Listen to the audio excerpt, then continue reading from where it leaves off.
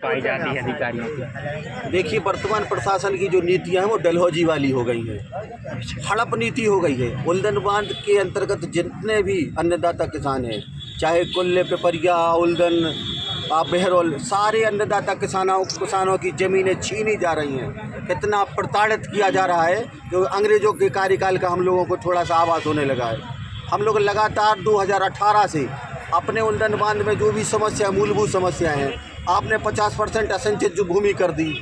उसके बाद आपने लगभग अभी उल्दन बांध के लिए जो नोटिस आए थे उल्दन गांव के लिए, उसमें 70% घर आपने अस्थायी घोषित कर दिए।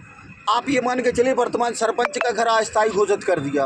उसके बाद 2018 की उम्र के जिन लोग बच्चों को, युवाओं को अपने भरण पोषण के लिए, अपने भविष्य निर्वाहन करने के लिए 6,76,000 जो सरकार रही थी, उसमें भी कटौती वो भी नहीं दी। लोग लगातार इस प्रकार एसडीएम साहब जाते हैं तो वो बोलते कलेक्टर साहब के जाओ, कलेक्टर साहब के पास आप बोलती है एसडीएम साहब के पास। क्या है अन्नदाता का सर? आप भाजपा का सदस्य, आप सरकार है, आप क्या टिप्पणी कर रही है? वर्तमान में हम IT के वर्तमान में जिला पंचायत प्रतिनिधि हैं, पर सरकार ने नीतियां बनाई हैं अन्य किसानों को प्रताड़ने की भत्सना करता हूं, उसका खुला विरोध करता हूं। जो सरकार नीतियां हैं वो अन्नदाता किसान के खिलाफ में है। उल्दन अन्नदाता किसान के खिलाफ में जितने सरकार ने जितनी नीतियां बनाए हैं हित में ने, अभी निर्दलीय है श्रीमान। अपने फोरम पर ये बात है लगभग 2018 तक किसान पंडा विधान की समस्या के साथ सम्मान एसडीएम साहब की, कलेक्टर साहब की हर जगह जाते हैं। क्या मिला? सिर्फ आसन के अलावा कुछ नहीं है। वर्तमान में अपर कलेक्टर से बात हुई, उन्होंने कार्य नियमों का संधारण एसडीएम साहब करेंगे। तो ये बनाया गया आपका, जब आप कलेक्टर हैं या कलेक्टर, जब आप उनका संधारण जैसे उनका समाधान जनता का नहीं, आप हमसे कह रहे हैं हमारी 10 टीम गई थी, एसडीएम से बात हुई आपकी? जब एसडीएम साहब होगी लगातार साहब से पूरी कह रहा है कि कलेक्टर के नियम आदेश है, एसडीएम साहब के पास जाओ तो कलेक्टर के पास आदेश है। कलेक्टर साहब बोलते हैं कि एसडीएम साहब के पास पास पूरे नियम। समाधान कैसे निकलेगा? समाधान कैसे नहीं? लोग बाहर जनता परे हो रही, करें क्या? हम लोग में नहीं आ रहा था, कोई भी अधिकारी सुनने तैयार नहीं है। सब एंड टाइप का जनता डायरेक्ट जाके मिलो ना। कलेक्टर साहब से कई बार मिल चुके, कलेक्टर साहब ने आश्वासन दिए हैं, जबकि धरा आज तक कुछ नहीं।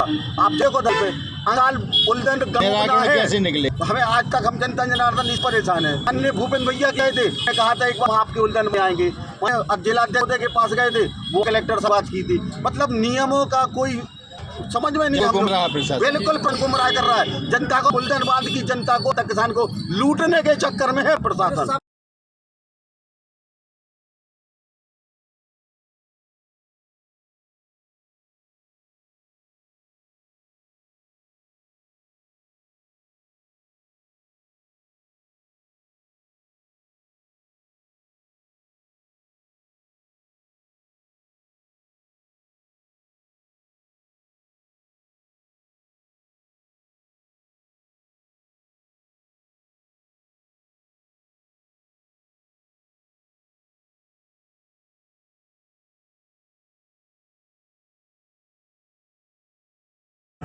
शुभम नाम है हमारा, उल्दन ग्राम के निवासी हैं।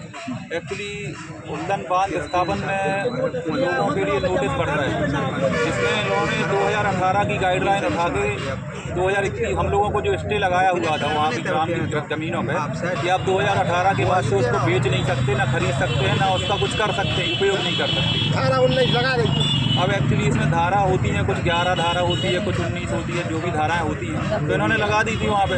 अब इसमें क्या हो रहा है कि जो मुआवजा राशि हम लोगों को वितरित की जा रही है वो 2021 के मुताबिक की जा रही है, जबकि जो इन्होंने स्टे लगाया हुआ था वो 2018 से स्टे लगाया हुआ था। अब इसके बाद नया नियम इन्होंने जारी किया हुआ है, जिसमें इन्होंने बोला हुआ है कि जो 2018 में उसके 2018 के 3 वर्ष पश्चात जो लोग 18 वर्ष के हो चुके थे, मतलब तो सन 2015 में जो 18 वर्ष के हो गए थे, जिनका 1997 में जन्म होना चाहिए या उसके पहले, तो उन व्यक्तियों को ही केवल 6,36,000 रुपये की पुनर्विस्थापन के लिए राशि दी जाएगी, और वो भी उनके कुटुंब के लिए, पर व्यक्ति के हिसाब से नहीं। हम लोग के अगर जैसे मैं हूँ, आज मेरा 1992 का जन्म है और 1992 में पैदा हुआ हूँ, मेरे अभी शादी हुई है और मेरे बच्चे हैं, तो मेरे को कुछ मिलने वाला नहीं है उसमें, और मेरे को अस्थायी कर दिया है। क्या चाहते? हम लोग कुछ नहीं चाहते कि जो सच है, जो सत्य है, जो आप खुद अपने नियम में बता रहे हैं कि भाई ये हम जैसे हम वहाँ के निवासी हैं, हमारे जो परिवार के, अब उल्दन के ग्राम के जो सरपंच महोदय हैं उनको भी उन्होंने अस्थायी निवास बना दिया। ये क्या है? भाई लोगों के धांधाशाही है ये। लोगों के ऑपरेटर लोकल ऑपरेटर बिठा के उनको अस्थाई क्लिक करके दे रहा है। उसके बाद अब जब जो जिसको स्थायी करवाना है उसके लिए करीब उन्होंने 50 पेज का एक वो मांगा है, लेटर पीछे लगा के दिया हुआ है। उसमें 12 बिंदु दिए हुए हैं। 12 बिंदुओं में उन्होंने बताया हुआ है कि आप ये डॉक्यूमेंट लेके आइए। अब उन्होंने बोल दिया कि जो परिचय पत्र होता है उसको वो मान्य नहीं कर रहे हैं, वोटर लिस्ट लेके आइए। तो भाई 2014 की वोटर लिस्ट जनपद पंचायत बंडा में अभी उपलब्ध नहीं है। कल मैं गया था, वहाँ पे कोई उपलब्ध नहीं थी। मेरे मित्र से यहाँ वहाँ पे बात हुई किसी से, तो बोले उपलब्ध नहीं है। तो हम 2014 की वोटर लिस्ट कहाँ से उठा के लाएँ या 2015 की वोटर लिस्ट कहाँ से उठा के लाएँ? हम लोगों की मांग कुछ एक्स्ट्रा नहीं है। हम लोगों की मांग ये है कि आप जो 2018 के हिसाब से आप जो स्टे लगाया हुआ था उसके हिसाब से ही हम लोगों को मुआवजा राशि वितरण करें। और दूसरी बात, जो 2000 अभी अगर आप 21 के हिसाब से कर रहे हैं, मैंने मान लिया 21 के हिसाब से कर रहे हैं, तो आप 21 के हिसाब से ही जो 18 वर्ष के व्यक्ति हो चुके हैं 2021 तक, उन लोगों के लिए भी आप इसका पुनर्विस्थापन का 6,36,000 रुपये उनके जीवन यापन करने के लिए देना चाहिए उनके लिए।